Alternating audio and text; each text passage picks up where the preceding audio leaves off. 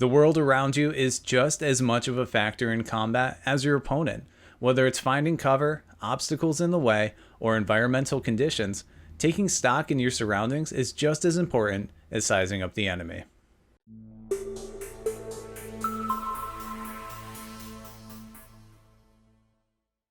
Greetings, Vault Dwellers, and welcome to the Wasteland.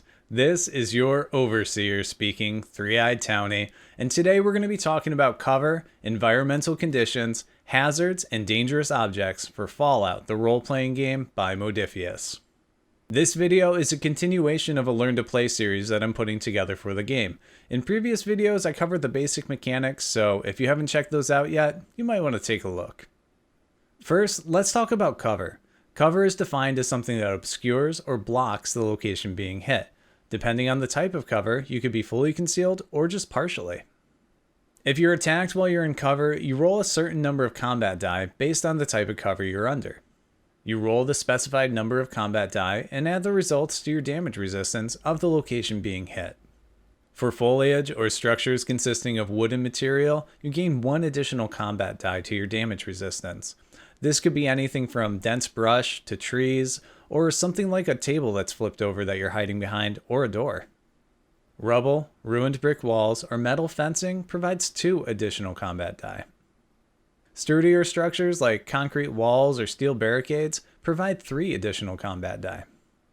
So these are just a couple examples to give you a general idea of how this works, but feel free to get creative and use anything that's around you.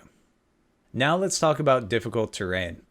As written, difficult terrain is described as any type of ground that is more difficult to pass because it hinders your movement or you have to be careful where you step.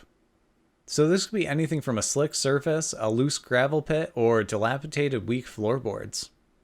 When you attempt to move across difficult terrain, you must spend action points to do so, and the amount required depends on how difficult it is. For something like thick mud, loose sand, or a set of stairs, you would have to spend 1 action point. A murky swamp or unstable rubble would require 2 action points. For more difficult areas to cross, like a steep slope or fast-moving water, you'd need to spend 3 action points.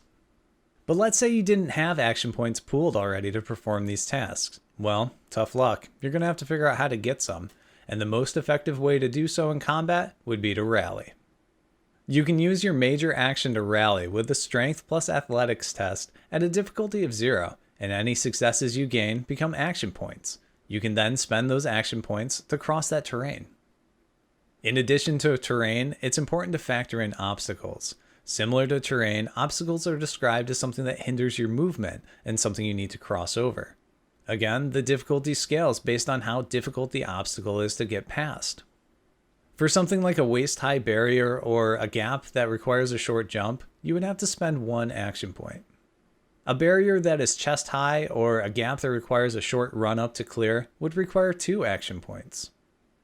An obstacle that is taller than you or a long-distance gap would require 3 action points. With both difficult terrain and obstacles, the important thing to keep in mind is these are designed to be used as narrative tools and elevate your gameplay experience. Take these challenges as an opportunity to be a badass and describe how cool you look sliding over the hood of a car, or how you did a handspring vault over the dilapidated wall, stick the landing with your gun at the ready. These elements aren't added to bog down and overcomplicate combat. They're here to add to your story and give you tools to narrate your experience. Now, let's talk about environmental conditions. Did you check the weather before heading out into the wasteland? A poorly lit area or a dark location has an impact on any perception tests that rely on vision.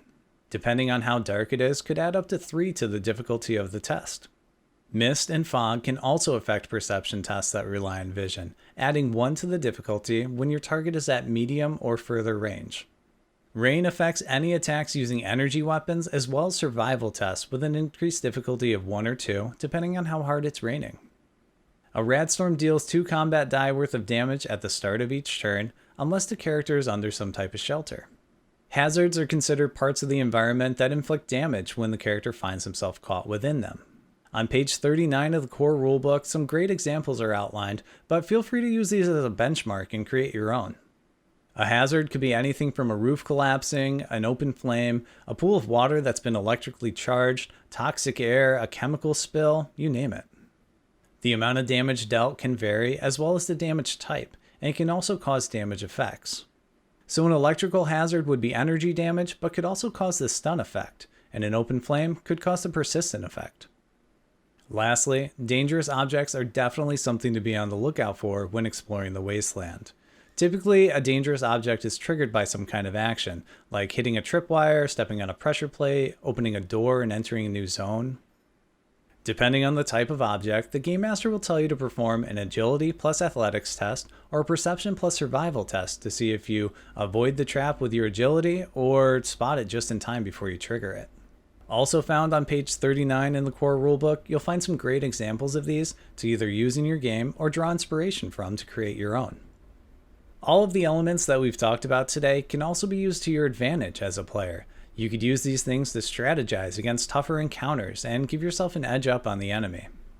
You could lure your enemy into traps or hazards, or position yourself in a hard-to-reach location using difficult terrain and obstacles.